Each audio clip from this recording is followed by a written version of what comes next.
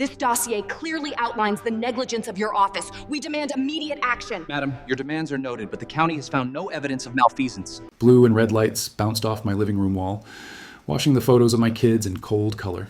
The night air coming through the cracked window felt like ice on my cheeks. I could smell wet asphalt and burnt coffee from the patrol car idling outside. An officer stood on my porch at 9:00 p.m., third time this week, saying a neighbor reported loud parties and illegal parking. My street was silent except for sprinklers ticking. My daughter whispered from the stairs, "Are we in trouble?" "No," I said, but my chest was tight. The officer looked sorry, wrote nothing, and drove away. On my doormat, a yellow HOA notice tried to bite my ankles. Fines, violations, threats. My name on every line. My family on blast. This is why I have to tell you. Karen doxed my family at the council. All over 63 pages. Too bad I am the state attorney. That was the fight. She took our names, our jobs, our kids' school, our plate numbers, and dumped them in a binder at the public meeting on May 3rd, 2024. She called us a nuisance. She called me a bully. She waved papers and said the words in a thin voice that sliced. People gasped. I stood there smelling old carpet and toner. She wanted fear. She wanted shame. She got a crowd. I got very, very quiet. I tried to fix it the right way. I asked for a private chat. Karen folded her arms and stared at the ceiling tiles like she owned the stars. The board shifted in their chairs. They said it's public comment, sir, and we can't control residents. A neighbor I'd borrowed a ladder from stared at his shoes like they could save him. Another neighbor with a stroller moved 2 seats away from me. I said, we can fix this, we can stop the calls, we can audit the complaints. Karen smiled, tiny and mean. She said, then stop breaking rules. A hush. I walked out into bright noon, the concrete heat rising, and felt my line in the sand draw itself. Here's what I did. I promised myself I would not swing wild. Only proper channels. Only the truth. I pulled every notice, every text, every little slip of paper. I made a labeled list that started like this. Timeline item 1, April 5th at 4:27 a.m. false trespass call. Then April 10th at 11:12 p.m. false noise complaint. Then April 17th, April 25th, May 1st, 9 calls in all. I lined up photos, emails, and call logs in a binder. I counted fines. 5, total $450. I wrote a plain law line on a sticky note and kept reading it out loud in my kitchen. Patterns of false reports can be prosecuted. I asked the city clerk for the council video. I filed a public records request for complaint origins. A week later, the file landed with 63 pages. The payoff needed light, not fists. I put it all on a projector at the next council meeting. No adjectives. Just receipts. First slide, the 9 calls. Second slide, maps with pins.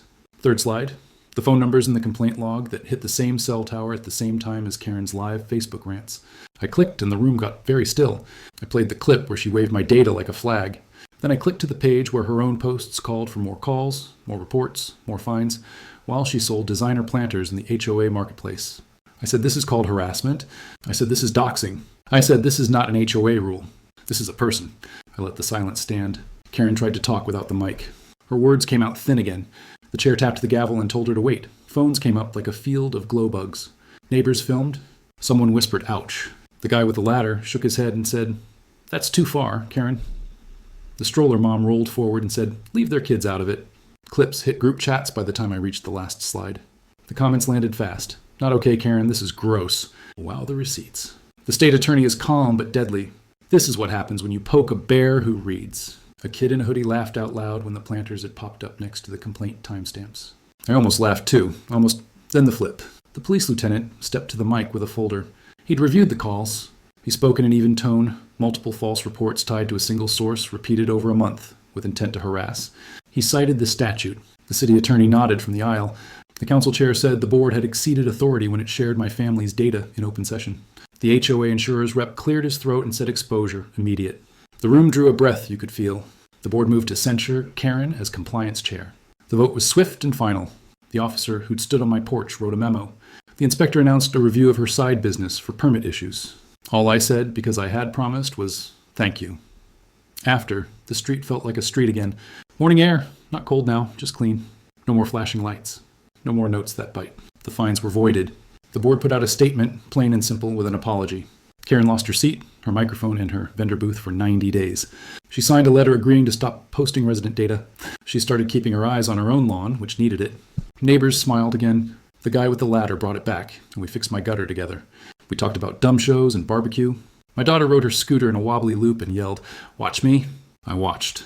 It felt human. It felt small and good, the way a block should. Please follow for more HOA showdowns like this. Do you think she got what she deserves? Comment below.